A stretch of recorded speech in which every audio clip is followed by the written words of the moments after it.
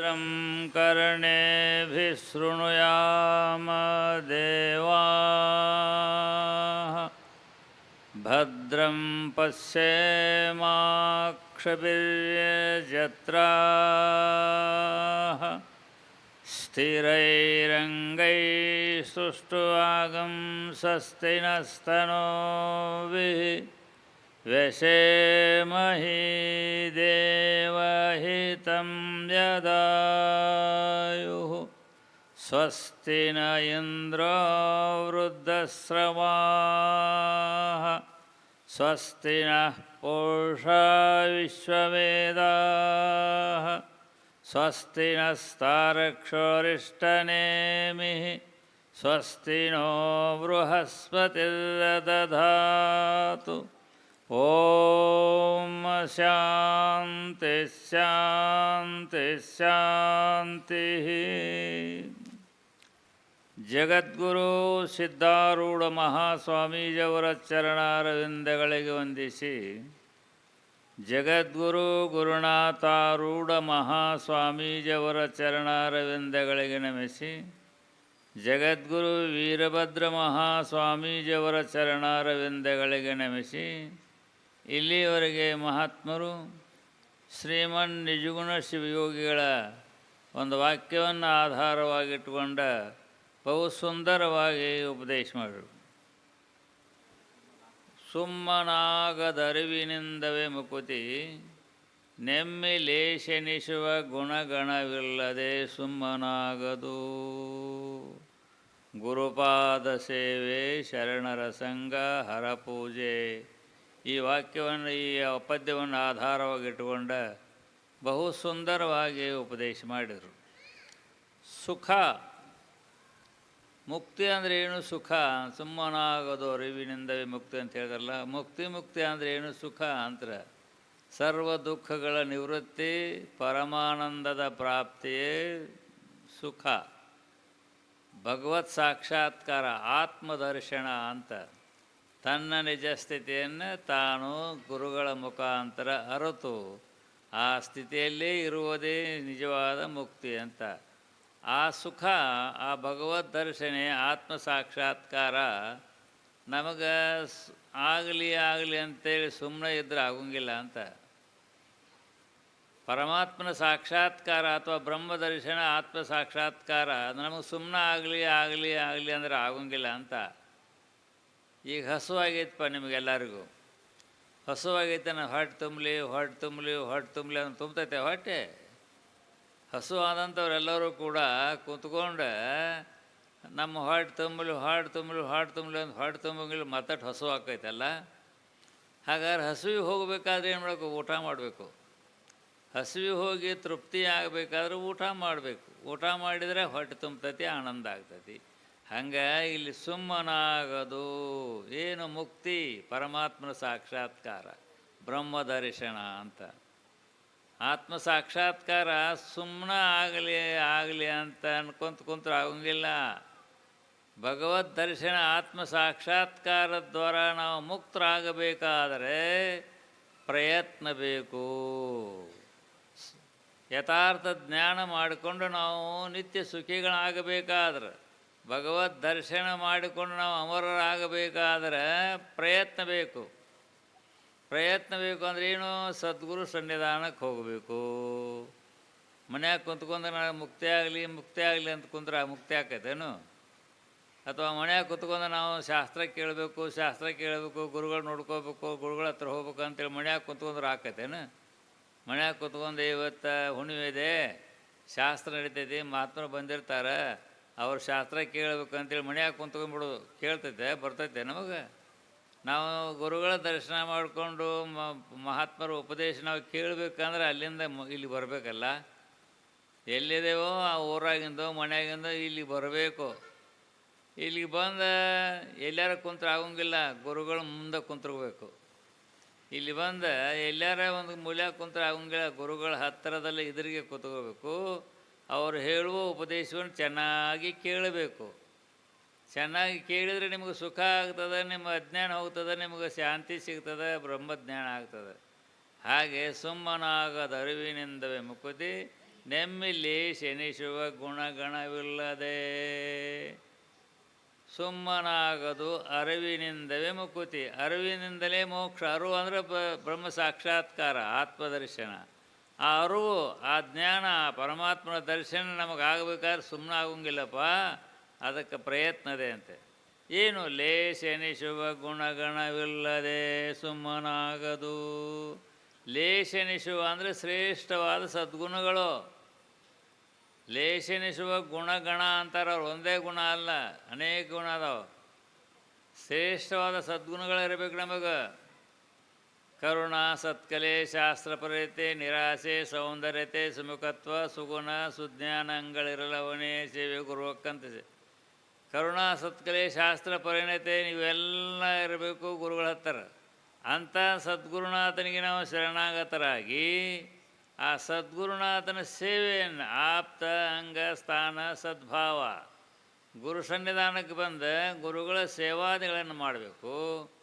ಸೇವಾದಿಗಳ ಮೂಲಕವಾಗಿ ನಾವು ಸದ್ಗುರುನಾಥನ ಕೃಪೆಗೆ ಪಾತ್ರರಾಗಬೇಕು. ಆಮೇಲೆ ಅವರು ಹೇಳುವ ಉಪದೇಶವನ್ನು ಚೆನ್ನಾಗಿ ಕೇಳಬೇಕು.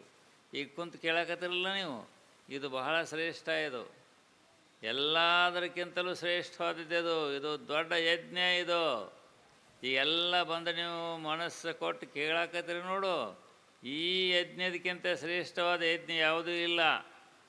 ಯಜ್ಞ ಬಹಳ ಶ್ರೇಷ್ಠವಾದ ಪುಣ್ಯ ಅಂತಾರೆ ಅವರು. ಬಹಳ ಶ್ರೇಷ್ಠವಾದ ಪುಣ್ಯ ಇದು. ಶ್ರೇಯಾ ದ್ರವ್ಯಮಯಾದ್ಯಜ್ಞ ಜ್ಞಾನಯಜ್ಞ ಪರಂತಪ ಅಂತ ಭಗವದ್ಗೀತೆಯಲ್ಲಿ ಶ್ರೀಕೃಷ್ಣ ಪರಮಾತ್ಮ ಅರ್ಜುನಿಗೆ ಹೇಳ್ತಾನೆ. ಹೇ ಅರ್ಜುನ, ಅಶ್ವಮೇಧಾದಿ ಅನೇಕ ದೊಡ್ಡ ಯಜ್ಞಗಳಿದಾವೆ. ಕೋಟ್ಯಾಂತರ ಹಣ ಖರ್ಚು ಮಾಡಿ ಮಾಡುವಂಥ ಯಜ್ಞಗಳಿದಾವೆ. ಆ ಎಲ್ಲ ಯಜ್ಞಗಳಕ್ಕಿಂತಲೂ ಶ್ರೇಷ್ಠವಾದ ಯಜ್ಞ ಏನು ಕುಂತು ಕೇಳಕತ್ತಿರಲ್ಲ ನೀವು, ಇದು ಜ್ಞಾನ ಯಜ್ಞ. ಲಕ್ಷಾಂತರ ಕೋಟ್ಯಾಂತರ ಹಣ ಖರ್ಚು ಮಾಡಿ ಯಜ್ಞವನ್ನು ಮಾಡ್ತಾರಲ್ಲ, ಆ ಯಜ್ಞಕ್ಕಿಂತಲೂ ಶ್ರೇಷ್ಠವಾದ ಯಜ್ಞ ಇದು. ನೀವು ಕುಂತು ಕೇಳೋದು ಇದು ಜ್ಞಾನ ಯಜ್ಞ. ಇದು ಈ ಯಜ್ಞ ಶ್ರೇಷ್ಠವಾದದ್ದು. ಮನಸ್ಸು ಕೊಟ್ಟು ಏಕಾಗ್ರ ಮನಸ್ಸು ಮಾಡಿಕೊಂಡು ಗುರುಗಳು ಹೇಳುವ ವಾಕ್ಯವನ್ನು ಮುಖದಿಂದ ಏಕಾಗ್ರ ಮನಸ್ಸು ಮಾಡಿ ಕೇಳ್ಕೊತ ಕುಂತ್ರೆ ಬಹಳ ದೊಡ್ಡ ಯಜ್ಞ ಇದು, ದೊಡ್ಡ ಪುಣ್ಯ ಇದು. ಇಂಥ ಶ್ರೇಷ್ಠವಾದ ಯಜ್ಞ ಇನ್ಯಾವುದೋ ಅಲ್ಲ ಅಂತ. ಶ್ರೇಯಾ ದ್ರವ್ಯಮಯಾದ್ಯಜ್ಞ ಜ್ಞಾನಯಜ್ಞ ಪರಂತಪ ಅಂತ ಭಗವಂತ ಗೀತೆಯಲ್ಲಿ ಹೇಳ್ದ. ಹೇ ಪರಂತಪ, ಹೇ ಅರ್ಜುನ, ಶ್ರೇಯಾನ್ ದ್ರವ್ಯಮಯಾದ್ಯಜ್ಞ ಜ್ಞಾನಯಜ್ಞ ಪರಂತಪ. ದ್ರವ್ಯ ಅಂದರೆ ಹಣ ಖರ್ಚು ಮಾಡಿ, ಲಕ್ಷಾಂತರ ಕೋಟ್ಯಾಂತರ ಹಣ ಖರ್ಚು ಮಾಡಿ ಯಜ್ಞ ಮಾಡ್ತಾರೆ. ಅನೇಕ ವಿಧವಾದಂಥ ಯಜ್ಞಗಳದಾವೆ. ಆ ಯಜ್ಞ ಮಾಡ್ತಾರೆ. ಆ ಯಜ್ಞದಿಂದ ಶ್ರೇಷ್ಠವಾದ ಪುಣ್ಯಗಳು ಸ್ವರ್ಗಲೋಕ, ಬ್ರಹ್ಮಲೋಕ, ಸತ್ಯಲೋಕ ಪ್ರಾಪ್ತಿ ಆಗುವಂಥ ಯಜ್ಞಗಳು ಮಾಡ್ತಾರೆ. ಆ ಯಜ್ಞಗಳಿಗಿಂತಲೂ ಶ್ರೇಷ್ಠವಾದದ್ದು ಈ ಜ್ಞಾನಯಜ್ಞ. ಇದು ಜ್ಞಾನಯಜ್ಞ. ಇದು ಆ ದ್ರವ್ಯ ಯಜ್ಞ ಮಾಡಿದವರು ಬ್ರಹ್ಮ ಪದವಿಯನ್ನಾಗಲಿ, ವಿಷ್ಣು ಪದವಿಯನ್ನಾಗಲಿ, ಅಥವಾ ಬ್ರಹ್ಮಲೋಕ ಪದವಿಯಾಗಲಿ, ಲೋಕವೇ ಪ್ರಾಪ್ತಿಯಾಗಲಿ, ಅವೆಲ್ಲ ಶಾಶ್ವತ ಅಲ್ಲ. ಪುಣ್ಯ ಮುಗಿತಂದ್ರೆ ಮತ್ತೆ ಇಲ್ಲೇ ಬರಬೇಕು ನಾವು. ಯಜ್ಞ ಯಾಗಾದಿಗಳನ್ನು ಮಾಡಿಕೊಂಡು ಆ ಪುಣ್ಯದ ಪ್ರಭಾವದಿಂದ ಸ್ವರ್ಗಲೋಕಕ್ಕೋ ಬ್ರಹ್ಮಲೋಕಕ್ಕೋ ಹೋಗ್ತೀವಿ. ಈ ಜೀವ ಹೋಗ್ತಾನೆ. ನೀವು ದೇಹ ಅಲ್ಲ. ದೇಹ ಇಲ್ಲೇ ಇದ್ದಿರ್ತೈತೆ, ದೇಹ ಇಲ್ಲೇ ಬಿದ್ದು ಹೋಗ್ತೈತೆ. ಇದು ಮರಿನಾಗೋ ಬೆಂಕಿಯಾಗೋ ಸುಟ್ಟು ಹಾಕ್ತಾರೆ. ಆದರೆ ಜೀವಾತ್ಮ ಇದನ್ನಲ್ಲ, ಅವ ಸಿಗೋಂಗಿಲ್ಲ. ಅವ ದಾಟಿ ಹೋಗಿಬಿಡ್ತಾನೆ, ದೇಹ ಬಿಟ್ಟು ಹೋಗಿಬಿಡ್ತಾನೆ. ಎಲ್ಲಿ ಹೋಗ್ಕೊಂಡ್ರಿ ಅಂದರೆ ನೀ ಏನು ಮಾಡಿದಾನೆ ತೊಗೊಂಡು ಹೋಗ್ಕೊಂಡ್ರೆ, ಪುಣ್ಯ ಮಾಡಿದ್ದಾನೆ ಸ್ವರ್ಗಲೋಕಕ್ಕೆ ಹೋಗ್ತೀವಿ, ಪಾಪ ಮಾಡಿದ್ದಾನೆ ನರಕಕ್ಕೆ ಹೋಗ್ತೀವಿ. ಮತ್ತೇನಿದೆ? ನಾವು ಜೀವಮಾನ ತುಂಬ ಇಂಥ ಜ್ಞಾನ, ಇಂಥ ಯಜ್ಞ, ಅನ್ನದಾನ, ವಸ್ತ್ರದಾನ, ಭೂಮಿದಾನ, ಗೋದಾನ, ಶಾಸ್ತ್ರ ಶ್ರವಣ, ಪುರಾಣ ಶ್ರವಣ, ಇವೆಲ್ಲ ಮಾಡಿದಂಥ ಪುಣ್ಯ ಇರ್ತೈತಲ್ಲ, ಈ ಪುಣ್ಯ ನಮ್ಮ ಜೊತೆಲೇ ಬರ್ತೈತಿ. ಎಲ್ಲ ಇಲ್ಲೇ ಬಿಡ್ತೇವೆ. ಎಲ್ಲ ಭೂಮಿ, ಸೀಮೆ, ಹೆಂಡರು, ಮಕ್ಕಳು, ಸಂಪತ್ತು, ಬೆಳ್ಳಿ, ಬಂಗಾರ ಎಲ್ಲ ಇಲ್ಲೇ ಬಿಡ್ತೀವಿ. ಹೋಗುವಾಗ ಅಂದರೆ ಮರಣ ಆಗ್ತದಲ್ಲ, ಹೋಗುವಾಗ ಎಲ್ಲನೂ ಇಲ್ಲೇ ಬಿಡ್ತೀವಿ. ಎಲ್ಲ ಬಿಟ್ಟು ನೀ ಜೀವಮಾನ ತುಂಬ ಏನು ಪುಣ್ಯ ಮಾಡಿದೆಯಲ್ಲ ಅದನ್ನು ತೊಗೊಂಡು ಹೋಗಿ, ಅದು ನಿನ್ನ ಜೊತೆಲೇ ಬರ್ತೈತೆ. ಅದು ನೀನು ಪಾಪ ಮಾಡಿದಿಲ್ಲ, ಅದು ನಿನ್ನ ಜೊತೆಲೇ ಬರ್ತೈತೆ. ಪುಣ್ಯ ಪಾಪ ಎರಡೂ ಬರ್ತಾವೆ. ನಮ್ಮ ಜೊತೆಲಿ ಬರುವ ಅಂದ್ರೆ ಏನು, ಈ ಲೋಕದ ಯಾವ ಸಂಪತ್ತೂ ಬರೋಂಗಿಲ್ಲ, ಎಲ್ಲ ಇಲ್ಲೇ ಉಳಿತಾವ. ನಿಮ್ಮ ಜೊತೆಲಿ ಬರುವುದು ಎರಡು ಮಾತ್ರ, ಒಂದು ಪುಣ್ಯ ಒಂದು ಪಾಪ. ಜೀವಮಾನದಲ್ಲಿ ಎಷ್ಟು ಪುಣ್ಯ ಮಾಡಿರಿ ಆ ಪುಣ್ಯಕ್ಕನುಸಾರವಾಗಿ ದೇವಲೋಕದಲ್ಲಿ ಅಥವಾ ಇಲ್ಲಿನ ಸುಖವಾಗಿ ಬಾಳ್ತೀರಿ. ಪಾಪ ಮಾಡಿದ್ರಿ ಅಂತಲೇ ಈ ಲೋಕದಲ್ಲಿ ದರಿದ್ರಾಗಿಯೋ ಕುಷ್ಠರೋಗಿಗಳಾಗಿಯೋ ಅನೇಕ ಹೆಣ್ಣವರಾಗಿಯೋ ಅನೇಕ ವಿಧವಾದಂಥ ಕಷ್ಟದಲ್ಲಿ ಬೀಳ್ತೇವೆ ಪಾಪ ಮಾಡಿದ್ರೆ. ಅದಕ್ಕೆ ಪುಣ್ಯ ಮಾಡಿದ್ರೆ ಏನಾಕೈತೆ ಅಂತಂದರೆ ನಾವು ಈ ಲೋಕದಾಗ ಶ್ರೀಮಂತರಾಗಿ ಹುಡ್ತೇವೆ. ಶುಚೀನಾಂ ಶ್ರೀಮತಾಂ ಗೇಹಿ ಯೋಗ ಭ್ರಷ್ಟೋ ಬಿಜಾಯತೆ ಅಥವಾ ಯೋಗಿನಾಮೇವ ಕುಲೇ ಭವತಿ ಧೀಮತಾಂ ಅಂತ ಭಗವಂತ ಗೀತೆಯಲ್ಲಿ ಹೇಳ್ಯಾನ. ಭಗವದ್ಗೀತೆಯಲ್ಲಿ ಪರಮಾತ್ಮ ಸ್ಪಷ್ಟವಾಗಿ ಹೇಳ್ಯಾನ, ಹೇ ಅರ್ಜುನ, ಈ ಜೀವಮಾನದಲ್ಲಿ ನೀ ಇರುವ ತನಕ ಒಳ್ಳೆಯ ಧರ್ಮ ಕಾರ್ಯಗಳನ್ನು ಮಾಡಿದರೆ, ಪುಣ್ಯ ಕಾರ್ಯಗಳನ್ನು ಮಾಡಿದರೆ, ಇಂಥ ಯಜ್ಞಗಳಿಂದ, ಈಗ ಜ್ಞಾನ ಯಜ್ಞ ಇದಲ್ಲ, ಇಂಥ ಜ್ಞಾನ ಯಜ್ಞ ಆಗಲಿ, ದ್ರವ್ಯಮಯ ಯಜ್ಞ ಆಗಲಿ, ಅನ್ನದಾನ ಆಗಲಿ, ವಸ್ತ್ರದಾನ ಆಗಲಿ, ಗೋದಾನ ಆಗಲಿ, ಭೂದಾನ ಆಗಲಿ, ಒಳ್ಳೆಯದನ್ನು ಏನು ಮಾಡಿತಿಲ್ಲ, ಈ ಒಳ್ಳೆಯದನ್ನು ಮಾಡಿರ್ತಕ್ಕಂಥ ಪುಣ್ಯ ಇರ್ತದೆ. ಒಳ್ಳೇದು ಮಾಡಿರ್ತಕ್ಕಂಥ ಪುಣ್ಯ ಇರ್ತದಲ್ಲ, ಆ ಪುಣ್ಯ ನೀನೇನು ಮಾಡ್ತದೆ ಅಂದರೆ ಏಹಿ ತಮ್ ಆಹುತಯ ಸುವರ್ಚಸ ಸೂರ್ಯಸ್ಯ ರಶ್ಮಿಭಿರ್ಯಜಮಾನಂ ವಹಂತಿ ಪ್ರಿಯಾಂ ವಾಚಮಿ ವದಂತಿ ಅರ್ಚಯಂತೆ ಶ ಪುಣ್ಯ ಸುಕೃತೋ ಬ್ರಹ್ಮಲೋಕಃ ಅಂತ ಶ್ರುತಿ ಹೇಳ್ತದೆ. ವೇದ ಭಗವತಿ ಉತ್ತರ ಕೊಡ್ತಾ ಏಹಿ ತಮ್ಮ ಆಹುತ. ಯಾರು ಇಲ್ಲಿ ಇಂಥ ಶಾಸ್ತ್ರ ಕೇಳ್ತಾರೆ, ಪುರಾಣ ಕೇಳ್ತಾರೆ, ದಾನ ಮಾಡ್ತೀರಿ, ಧರ್ಮ ಮಾಡ್ತೀರಿ, ಸೇವಾ ಮಾಡ್ತೀರಿ, ಗೋದಾನ, ವಸ್ತ್ರದಾನ, ವಿದ್ಯಾದಾನ ಮಾಡ್ತೀವಿ, ಇಲ್ಲ ಇಂಥ ಸೇವಾ ಮಾಡ್ತೀರಿ, ತನುಮನಧನದಿಂದ ಸೇವಾ ಮಾಡ್ತಕ್ಕಂಥವ್ರು, ಶರೀರದಿಂದ ವಾಣಿಯಿಂದ ಮನಸ್ಸಿನಿಂದ ಸೇವಾ ಮಾಡಿದಂಥವರು, ಇಂಥ ಶಾಸ್ತ್ರ ಪುರಾಣ ಪುಣ್ಯಗಳನ್ನು ಶ್ರದ್ಧೆಯಿಂದ ಕೇಳಿದವರು, ಗುರುಗಳಲ್ಲಿ ಅತ್ಯಂತ ಪ್ರೇಮ ಭಯ ಭಕ್ತಿ ಶ್ರದ್ಧೆ ಇಟ್ಕೊಂಡು ಅವರು ಸೇವಾ ಮಾಡಿದಂಥವರು, ಅಂತ್ಯಕಾಲದಲ್ಲಿ ಅವರ ದೇಹ ಬಿಡುವಾಗ ದೇವತೆಗಳು ಬರ್ತಾರಂತ. ಏಹಿ ತಮ್ ಆಹುತಯ ಸುವರ್ಚಸ ಸೂರ್ಯಸ್ಯ ರಶ್ಮಿ ಯಜಮಾನಂ ವಹಂತೆ. ಹೇ ಪುಣ್ಯಾತ್ಮ, ಜೀವಮಾನ ತುಂಬ ಪುಣ್ಯ ಕಾರ್ಯಗಳನ್ನು ಮಾಡಿದಿ, ಧರ್ಮ ಕಾರ್ಯಗಳನ್ನು ಮಾಡಿದಿ, ಮಹಾತ್ಮ ಸೇವಾ ಮಾಡಿದಿ, ಅನ್ನದಾನ ಮಾಡಿದಿ, ವಸ್ತ್ರದಾನ ಮಾಡಿದಿ, ಬಾ ಅಂತೇಳಿ ಅವನ ಪ್ರಾಣ ತಗೋತಾರಂತ. ಪುಣ್ಯ ಮಾಡಿದಂಥ ಪುಣ್ಯಾತ್ಮನ ಪ್ರಾಣವನ್ನು ತೆಗೆದುಕೊಂಡು ಹೋಗ್ತಾರಂತ. ಪ್ರಿಯಾಂ ವಾಚಮಭಿವದಂತೆ ಅರ್ಚಯಂತೆ ಶ ಪುಣ್ಯ ಸುಕೃತೋ ಬ್ರಹ್ಮಲೋಕ ಅಂತ ಶ್ರುತಿ ಹೇಳ್ತದೆ, ವೇದ ಮಾತೆ. ಪ್ರಿಯಾಂ ವಾಚಾಂ ಅಭಿವದಂತೆ, ಪ್ರೇಮದಿಂದ ಮಾತಾಡ್ತಾರಂತ ನಿಮ್ಮ ಬಾಲೆ, ಜೀವನ ಬಾಲೆ. ದೇಹ ಹೋಗ್ತದಲ್ಲ, ದೇಹ ಹೋಗುವಾಗ ಜೀವ ತೊಗೋತಾರ, ಅವನು ಜೀವ ಪ್ರಾಣ ತೊಗೊಂಡು ಅವನಿಗೆ ಸ್ತುತಿ ಮಾಡ್ಕೊತ ಹೋಗ್ಕಂದ್ರೆ, ಹೇ ಪುಣ್ಯಾತ್ಮ, ಜೀವಮಾನ ತುಂಬ ಎಂಥ ಪುಣ್ಯ ಕಾರ್ಯಗಳನ್ನು ಮಾಡಿದೆಯೋ ಬಾರಪ್ಪ ಅಂತೇಳಿ ಅವನು ತೊಗೊಂಡು ಹೋಗ್ತಾರೆ. ಜೀವಾತ್ಮನ ತೊಗೊಂಡು ಹೋಗಿ ಎಲ್ಲಿ ಬ್ರಹ್ಮಲೋಕಕ್ಕೆ ಹೋಯ್ತಾರೆ ಅಥವಾ ಇಂದ್ರಲೋಕಕ್ಕೆ ಹೋಯ್ತಾರೆ, ಅಲ್ಲಿ ಸುಖವಾಗಿ ಜೀವನ ಮಾಡ್ತಾನೆ. ಅದು ಶಾಶ್ವತ ಅಲ್ಲ. ಮತ್ತು ನೀ ಪುಣ್ಯ ಮಾಡಿದಲ್ಲ, ಪುಣ್ಯ ಇರೋ ತನಕ ಬ್ರಹ್ಮಲೋಕ, ಪುಣ್ಯ ಇರೋ ತನಕ ಇಂದ್ರಲೋಕ. ಪುಣ್ಯ ಕ್ಷೀಣ ಆಯ್ತಂದ್ರೆ ಮತ್ತೆ ಇಲ್ಲೇ ಬರ್ಬೇಕು, ನಾವು ಈ ಲೋಕಕ್ಕೆ ಬರ್ಬೇಕು. ನಾವು ಕ್ಷೀಣೇ ಪುಣ್ಯ ಮೃತ್ಯಲೋಕಂ ವಿಶಂತಿ ಅಂತ ಶ್ರುತಿನೇ ಹೇಳ್ತೈತೆ. ಅದನ್ನು ಪುಣ್ಯ ಕ್ಷೀಣ ಆಯ್ತಪ್ಪ ಅಂತಂದ್ರೆ ಮತ್ತೆ ಇಲ್ಲಿ ಲೋಕಕ್ಕೆ ಬಂದು ಮತ್ತೆ ಶ್ರೀಮಂತರು ಹೊಟ್ಟೆಯಲ್ಲಿ ಹುಟ್ಟಬೇಕು. ಮತ್ತೆ ಹೊಟ್ಟೆಯಲ್ಲಿ ಹುಟ್ಟಿ ಮತ್ತೆ ನಾವು ಇಂಥ ಯಜ್ಞ ಯಾಗ ಹೋಮ ಜಾಪ ಮಾಡಬೇಕು ಅಂದರೆ ಹುಟ್ಟುವುದು ತಪ್ಪಿದ್ದಲ್ಲ, ಸಾಯೋದು ತಪ್ಪಿದ್ದಲ್ಲ. ಆದರೆ ಶಾಶ್ವತವಾದ ಸುಖ, ನಿತ್ಯವಾದ ಸುಖ ಎಲ್ಲಿ ಹೋಗಂಗಿಲ್ಲ ಬರೋಂಗಿಲ್ಲ. ನೀ ಪೂರ್ಣ ಬ್ರಹ್ಮಸ್ವರೂಪ. ಯಥಾ ನದ್ಯ ಚಂದಮಾನ ಸಮುದ್ರೇ ಅಸ್ತಂ ಗಚ್ಚಂತಿ ನಾಮರೂಪೇ ವಿಹಾಯ ತಥಾ ವಿದ್ವಾನ್ ನಾಮರೂಪಾದಿಮುಕ್ತ ಪರಾತ್ಪರಂ ಪುರುಷಮುಪೈತಿ ದಿವ್ಯಂ ಶ್ರುತಿ ಹೇಳ್ತದೆ.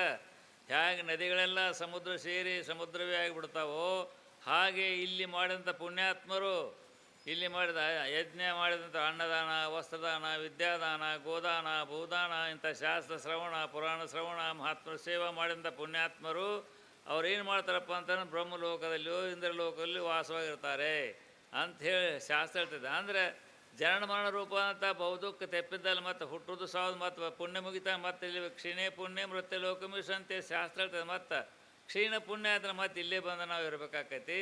ಆದ್ದರಿಂದ ನಾವೆಲ್ಲರೂ ಕೂಡ ಇಂಥ ಶ್ರೇಷ್ಠವಾದ ಪುಣ್ಯ ಇದು ಜ್ಞಾನ ಯಜ್ಞ ಏನು ಕೇಳಕತ್ತಿರಲಿಲ್ಲ ನೀವು ಎಲ್ಲರೂ ಬಂದ ಒಳ್ಳೆಯ ಮನಸ್ಸಿನಿಂದ ಶ್ರದ್ಧೆಯಿಂದ ಗುರುಗಳ ದರ್ಶನ ಮಾಡ್ಕೊತ ಶಾಸ್ತ್ರ ಕೇಳಕತ್ತಿರಲ್ಲ. ಇದು ಜ್ಞಾನ ಯಜ್ಞ. ಎಲ್ಲ ಯಜ್ಞಗಳಿಗಿಂತ ಶ್ರೇಷ್ಠವಾದ ಯಜ್ಞ ಇದು. ಎಲ್ಲ ಯಜ್ಞಗಳಿಗಿಂತ ಶ್ರೇಷ್ಠವಾದ ಯಜ್ಞ ಇದು. ಇದರಿಂದ ಜ್ಞಾನ ಆಗ್ತದೆ. ಜ್ಞಾನಾನ್ ಮೋಕ್ಷ. ಜ್ಞಾನದಿಂದಲೇ ಮೋಕ್ಷ, ಶಾಶ್ವತವಾದ ಸುಖ. ಜ್ಞಾನದಿಂದಲೇ ಶಾಶ್ವತವಾದ ಸುಖ. ಹೋಗುವುದು ಬರುವುದು ಇಲ್ಲೇ ಇಲ್ಲ, ಪೂರ್ಣ ಆನಂದ ಸ್ವರೂಪವೇ.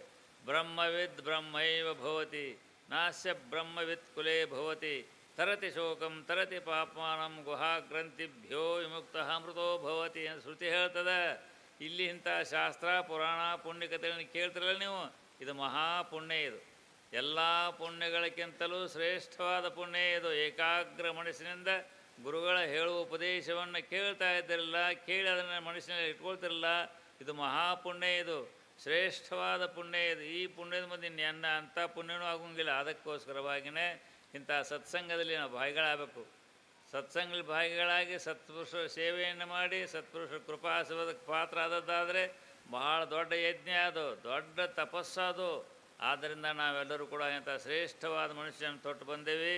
ಬಂದ ಮೇಲೆ ನಾವು ಶಾಸ್ತ್ರವನ್ನು ಆಯುಷ್ ಇರೋ ತನಕ ಇಂಥ ಸತ್ಸಂಗದಲ್ಲಿ ಭಾಗಿಗಳಾಗೋಣ. ಶಾಸ್ತ್ರ ಪುರಾಣ ಪುಣ್ಯಕಥೆ ಕೇಳೋಣ. ನಮ್ಮಲ್ಲಿದ್ದ ದಾನ ಧರ್ಮವನ್ನು ಮಾಡೋಣ. ಶ್ರೇಷ್ಠವಾದ ಪದವಿಯನ್ನು ಪಡ್ಕೊಂಡು ಈ ಮಾನವ ಜನ್ಮವನ್ನು ಸಾರ್ಥಕ ಮಾಡಿಕೊಳ್ಳೋಣ. ಇದೇ ಬಹಳ ಶ್ರೇಷ್ಠವಾದದ್ದು. ಮನುಷ್ಯನಾಗಿ ಹುಟ್ಟಿ ಬಂದ ಮೇಲೆ ಮನುಷ್ಯ ಮುಕ್ತನಾಗಬೇಕು, ಸುಖಿಯಾಗಬೇಕು. ಜನನಮರಣ ರೂಪವಾದಂಥ ಬಹುಪಾಶವನ್ನು ಹರಿದುಕೊಟ್ಟು ಅಮರನಾಗಬೇಕು. ಅಮರನಾಗಿ ಅಮೃತ ಸ್ವರೂಪನಾಗಬೇಕಾಗ್ತದೆ. ಅದನ್ನು ಪಡ್ಕೊಳ್ಳುವಂಥ ಯೋಗ್ಯತೆ ಮನುಷ್ಯನಿಗೆ ಮಾತ್ರ ಇದೆ. 84 ಲಕ್ಷ ಜೀವರಾಶಿಗಳಲ್ಲಿ ಯಾವ ಜೀವಿಲ್ಲ, ಮನುಷ್ಯನಿಗೆ ಮಾತ್ರ ಇದೆ. 83 ಜೀವಿಗಳೆಲ್ಲ ಹಂಗೆ ಹುಟ್ಟುದು ಸಾಯಿ ತಪ್ಪಿದಲ್ಲ. 84ನೇದು ಇದು ಮನುಷ್ಯ ಜನ್ಮ, ಶ್ರೇಷ್ಠವಾದ ಜನ್ಮ ಇದು.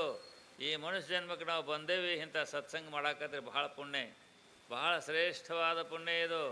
ಇದರಿಂದ ನಮಗೆ ಶಾಶ್ವತವಾದ ಸುಖ ಸಿಗ್ತದೆ. ಮನುಷ್ಯ ಜನ್ಮ ಸಾರ್ಥಕವಾಗಿ ಮುಕ್ತರಾಗ್ತೀವಿ. ಅದಕ್ಕೆ ನಾವು ಎಲ್ಲರೂ ಕೂಡ ಇಂಥ ಶ್ರೇಷ್ಠವಾದ ಪುಣ್ಯದಲ್ಲಿ ನಾವು ಭಾಗಿಗಳಾಗಿ, ಅದಕ್ಕೆ ಜಾತಿ ವರ್ಣ ಕುಲ ಹೆಣ್ಣು ಗಂಡು ಏನೂ ಇಲ್ಲ. ಯಾರಾದರೇನು ಆರಾದರೇನು ಅಂತಾರೆ ಅವರು. ಯಾರಾದರೇನು ಎಲ್ಲ ನಾನು ತಿಳ್ಕೊಂಡು ಧನ್ಯನಾಗಬೇಕು ಅನ್ನೋ ಮನಸ್ಸಿದ್ರೆ ಸಾಕು. ಯಾವ ಜಾತಿಯಲ್ಲಿ ಯಾವ ಗೋತ್ರದಲ್ಲಿ ಹೆಣ್ಣಿರಲಿ ಗಂಡಿರಲಿ ಹುಡುಕರಲ್ಲಿ ದೊಡ್ಡವರಲ್ಲಿ ಯಾರೇ ಇರಲಿ, ನಾನು ಮುಕ್ತನಾಗಬೇಕು, ನಾನು ಸುಖಿಯಾಗಬೇಕು, ನಾನು ಭಗವಂತನ ಕೃಪೆಗೆ ಪಾತ್ರ ಆಗಿ ಮನುಷ್ಯ ಜನ್ಮ ಸಾರ್ಥಕ ಮಾಡಿಕೊಂಡು ಅಮರನಾಗಬೇಕು ಅನ್ನೋ ಇಚ್ಛಾವುಳ್ಳವರು ಯಾರೇ ಇರಲಿ, ಅವರೆಲ್ಲರೂ ಇದಕ್ಕೆ ಅಧಿಕಾರಿಗಳಿರ್ತಾರೆ. ಆದ್ದರಿಂದ ನೀವೆಲ್ಲರೂ ಕೂಡ ಇಂಥ ಶ್ರೇಷ್ಠವಾದಂಥ ಜ್ಞಾನಯಜ್ಞದಲ್ಲಿ ಭಾಗಿಗಳಾಗಿ ಮಹಾತ್ಮರ ಸೇವಾದಿಗಳನ್ನು ಮಾಡಿ ಮಹಾತ್ಮರ ಉಪದೇಶವನ್ನು ಕೇಳಿ ಮನುಷ್ಯ ಜನ್ಮವನ್ನು ಸಾರ್ಥಕ ಮಾಡಿಕೊಂಡು ಮುಕ್ತರಾಗರಿ, ಧನ್ಯರಾಗರಿ.